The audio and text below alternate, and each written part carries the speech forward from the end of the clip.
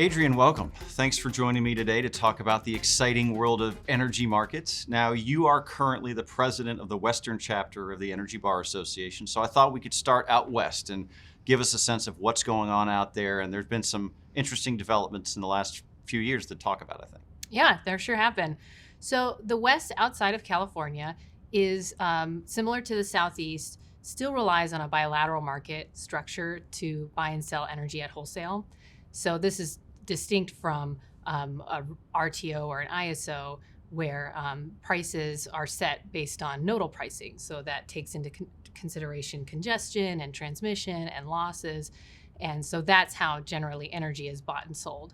And I'd say about 2/3 of the country are in RTOs and ISOs. And so energy markets and electricity markets in particular in the West outside of California have evolved over time.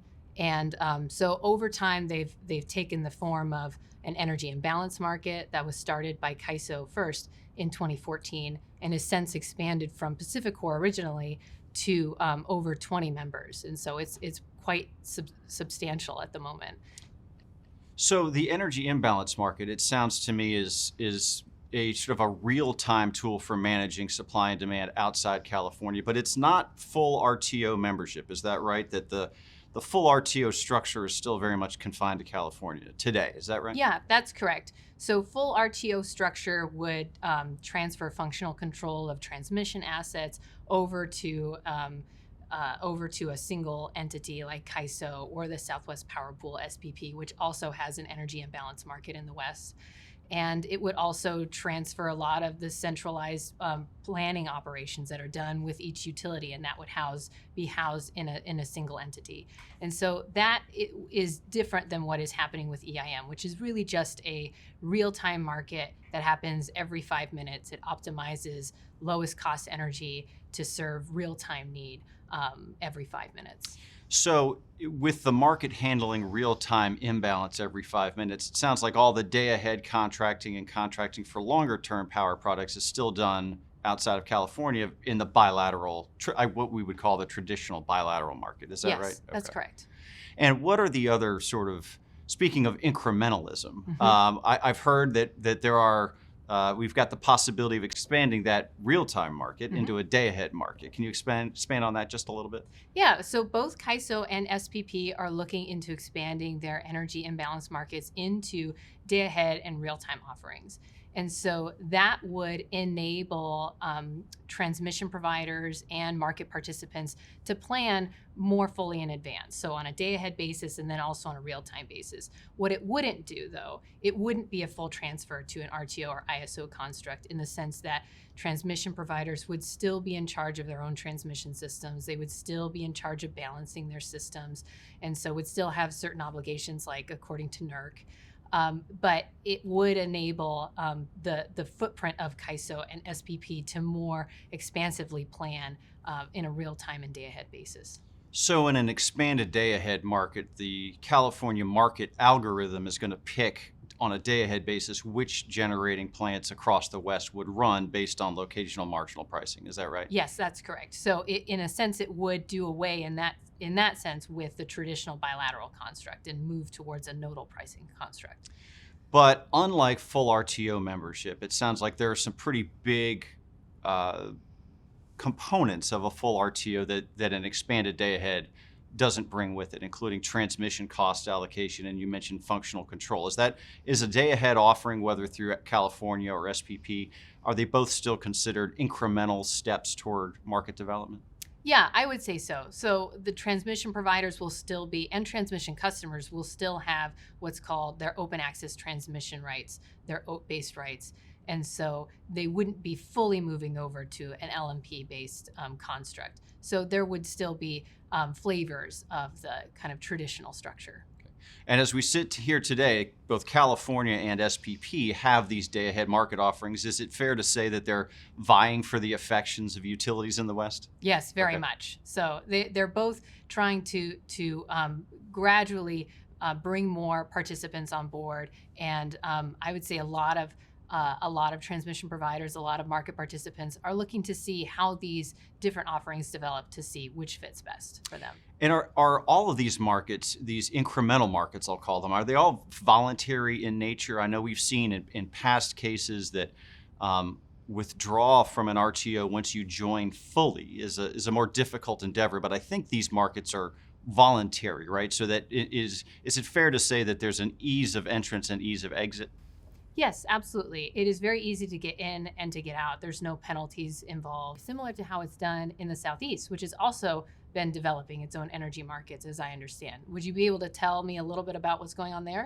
Sure. So the Southeast Energy Market, or SEAM, Southeast Energy Exchange Market, is similar to, I think, what you've described in the West, these imbalance markets, but it's got some fundamental differences. The Southeast has traditionally been a bilateral market for the same reasons that you talked about out West. There has been a lot of interest in maintaining local control, making sure that state commission jurisdiction is respected, and frankly, a legitimate question about whether the value proposition of a full RTO makes sense for customers in the Southeast. What you saw a few years ago was the development of this Southeast Energy Exchange Market by Southern Company Duke and TVA and several other regional market participants to create that more real-time mechanism. Now, it's a little bit different than what you see out West. With the energy imbalance market run by California, for example, the California market algorithm does actually dispatch units on what we call a security-constrained least cost dispatch basis. The Southeast market stops short of that. There's no centralized dispatch in the Southeast, but there is this real-time mechanism for buyers and sellers to come together, again, to manage those real-time fluctuations in supply and demand that happen and gain those regional efficiencies without having to commit to a much larger regional market construct. So it still stands in stark contrast to some of the more traditional markets that we see elsewhere in the East, PJM and the New York ISO and ISO New England.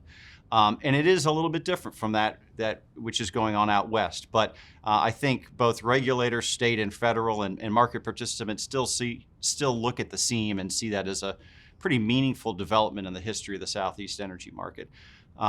Now, the Southeast going north up the seaboard, that's where you get the more traditional RTO markets, the ones we're familiar with, PJM and MISO sort of being the largest regional area, and then you go north to New York and New England.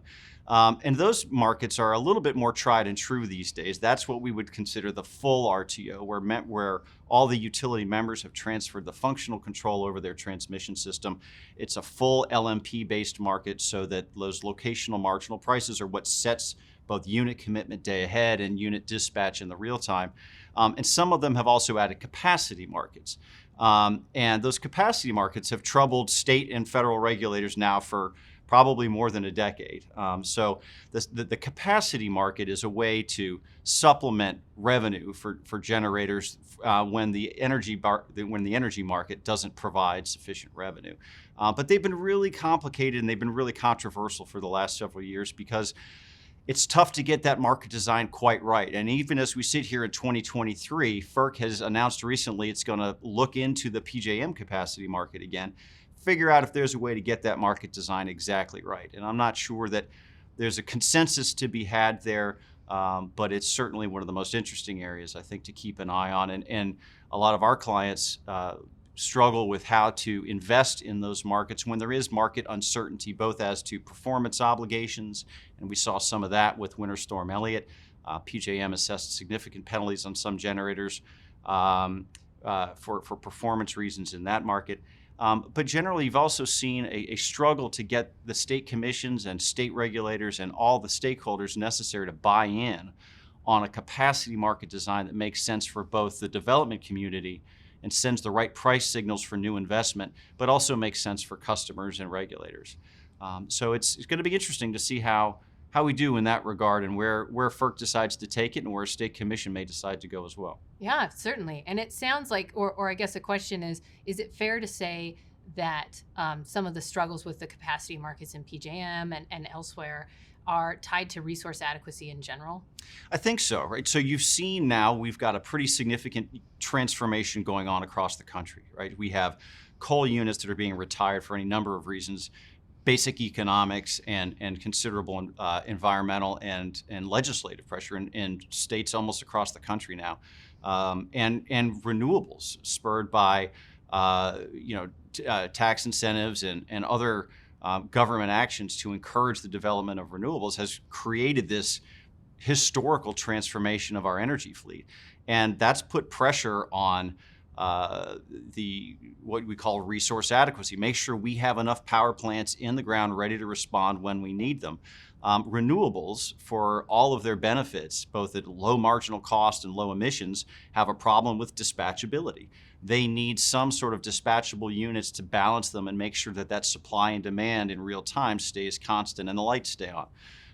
And so there's a question about whether these capacity markets, which are there to provide a revenue stream to new investment in new generation, are they incentivizing the right thing, or are they perhaps unduly influenced by some of these state actions, or some might call them subsidies for renewable generation?